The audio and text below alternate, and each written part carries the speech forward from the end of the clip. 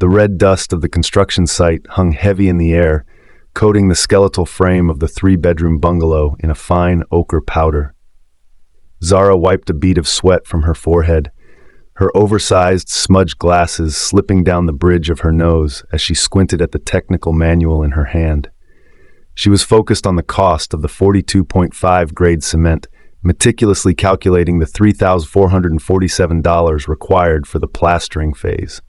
This bungalow was her secret project, a test of grit and resourcefulness away from the padded walls of her father's ivory tower. To the world, she was just a struggling site supervisor named Maya, a girl with dirt under her fingernails and a dream too big for her empty pockets. The low, predatory growl of a high-performance engine shattered the quiet of the midday heat. A gold-plated Maserati roared onto the uneven terrain, its tires churning through a stagnant puddle of rainwater and clay. Before Zara could move, a wave of thick brown mud arched through the air, drenching her boots and splattering across the pristine white blueprints spread out on the makeshift wooden table. The door swung open, and Kenji stepped out, looking like a man who had never seen a day of manual labor in his life. His sharp jawline was set in a smirk, and the black ink of a dragon tattoo peeked out from the collar of his tailored silk shirt. "Still playing in the dirt, little girl?" Kenji laughed, flicking a speck of dust off his sleeve with a manicured finger. He stepped closer, his shadow towering over her. "This land is destined for my dragon casino. A playground for the elite, not a graveyard for your pathetic little bungalow. You're wasting your time with these scraps of paper." He reached out, flicking the corner of the muddied blueprint with disdain. "Tell you what, my engagement gala is tonight, and we're short on help. If you want to see what real money looks like instead of counting pennies for cement, come work as a waitress. The tips alone might buy you a better pair of glasses." Zara didn't flinch. She adjusted her spectacles, her eyes cold and calculating behind the smudged lenses. "A waitress?" she asked, her voice deceptively soft. Kenji chuckled, turning back to his car. "Think about it. It beats sweating for a living." As the Maserati roared away, Zara looked down at her ruined plans. "I'll be there, Kenji," she whispered into the settling dust. "But I won't be there for the tips." The air in the Grand Palace kitchen was thick with the scent of roasted duck and expensive perfume, a sharp contrast to the dry cement dust Zara had inhaled only hours before. Now she wore a stiff, ill-fitting waitress uniform, her hair tucked into a tight, severe bun that pulled at her scalp. The oversized glasses were back, perched on her nose as a shield. She balanced a heavy silver tray laden with crystal flutes of vintage champagne, her movements practiced and invisible. She moved through the golden ballroom like a ghost among the living, watching the elite of the city toast to their own brilliance, while Kenji held court at the center of the room, surrounded by a circle of greedy investors. Kenji spotted her the moment she approached his table. A flicker of cruel recognition lit up his eyes, and he signaled his associates to watch. As Zara leaned in to offer a glass to a high-ranking official, Kenji's polished leather shoe shot out with calculated precision. The trip was violent and sudden. Zara tumbled forward, the tray flying from her grip. The sound of shattering crystal echoed like a gunshot through the ballroom, the expensive liquid soaking into the white silk rug. Silence fell over the crowd as Kenji stood up, his face twisted into a mask of mock outrage. "Look at this," he sneered, his voice booming so the entire room could hear. "I invited this broke, clumsy peasant here to give her a taste of the high life, and she repays my charity by destroying property worth more than her family's entire lineage." He stepped closer, the dragon tattoos on his neck pulsing as he looked down at her. "Don't just sit there. Get on your knees and clean this up. Use your uniform if you have to. It's the only thing it's good for." Zara remained on the floor, her hands pressing into the damp rug. As she reached out to gather a large shard of glass, her eyes caught a flash of white paper sticking out of Kenji's inner coat pocket. It was a folded technical permit, stamped with the seal of the Dragon Casino project. From her low angle, she could see the geological redline markers and the word seismic hazard underlined in bold ink. A cold, sharp realization washed over her. He wasn't just a bully, he was a fraud building a death trap on a major fault line.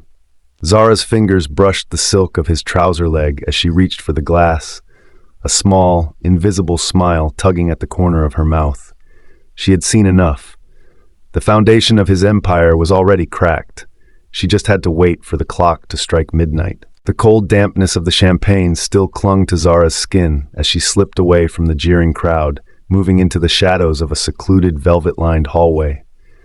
Behind her, the laughter of the elite muffled into a distant, hollow hum. She leaned against the cool marble wall, her chest heaving with the effort of suppressed rage. Suddenly, a sharp, digital chime echoed against the stone, a steady, rhythmic pulse emanating from the sleek, tactical watch hidden beneath her frayed cuff. It was exactly midnight. The 365-day Commoner Challenge had reached its final second. The year of calloused hands, cheap cement, and calculated insults was officially over.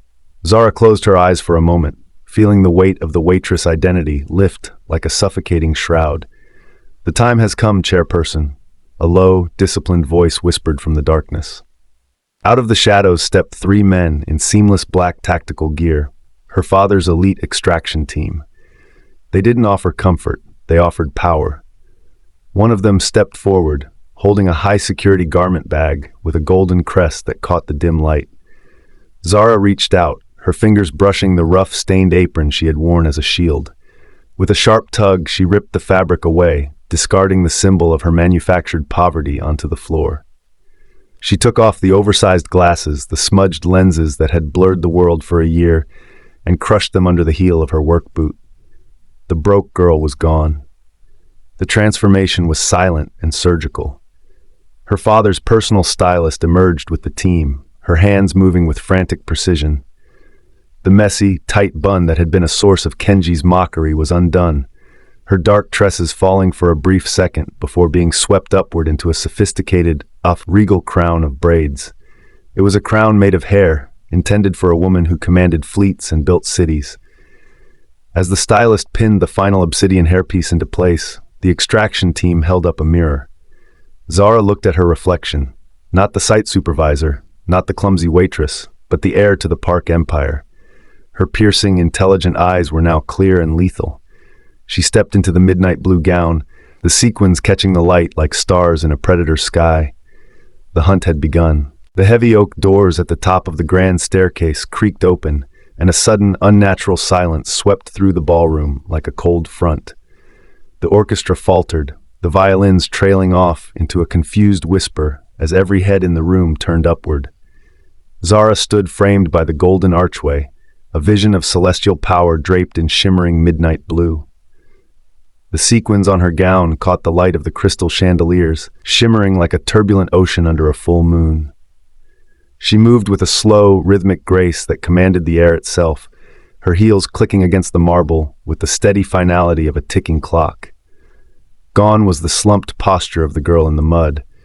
In her place stood a woman whose very presence demanded a kingdom.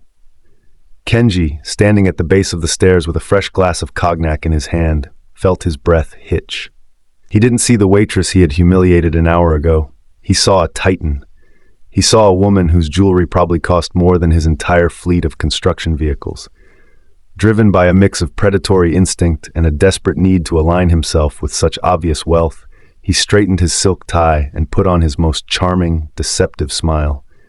He began to climb the stairs, his eyes locked onto hers, failing to notice the icy, razor-sharp edge in her gaze.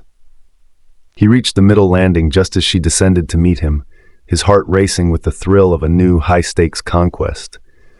"I haven't seen a jewel like you in this city before," Kenji purred, his voice dripping with forced charisma.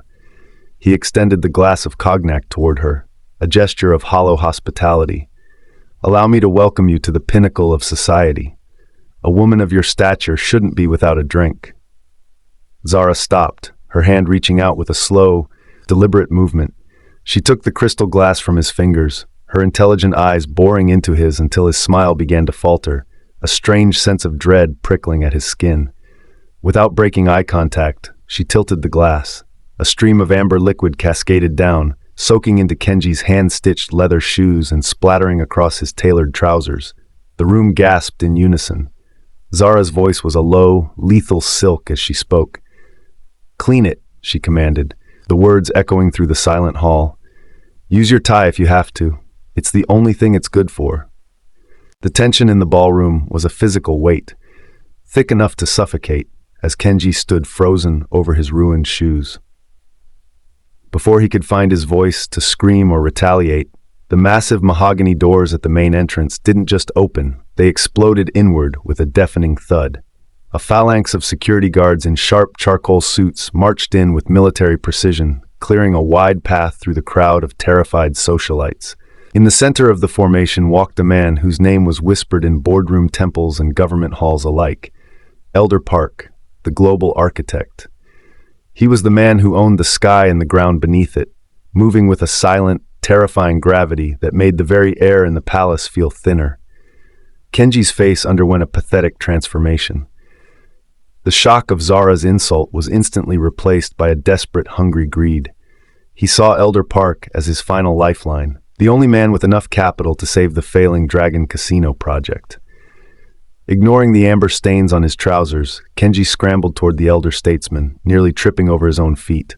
He bowed so low his forehead almost touched the marble floor, his voice trembling with a mixture of fear and forced reverence. "Mr. Park, it is an unspeakable honor," Kenji stammered, reaching out a hand that was visibly shaking. "My project, the Dragon Casino, it is the future of this city. I have waited months for a moment of your time.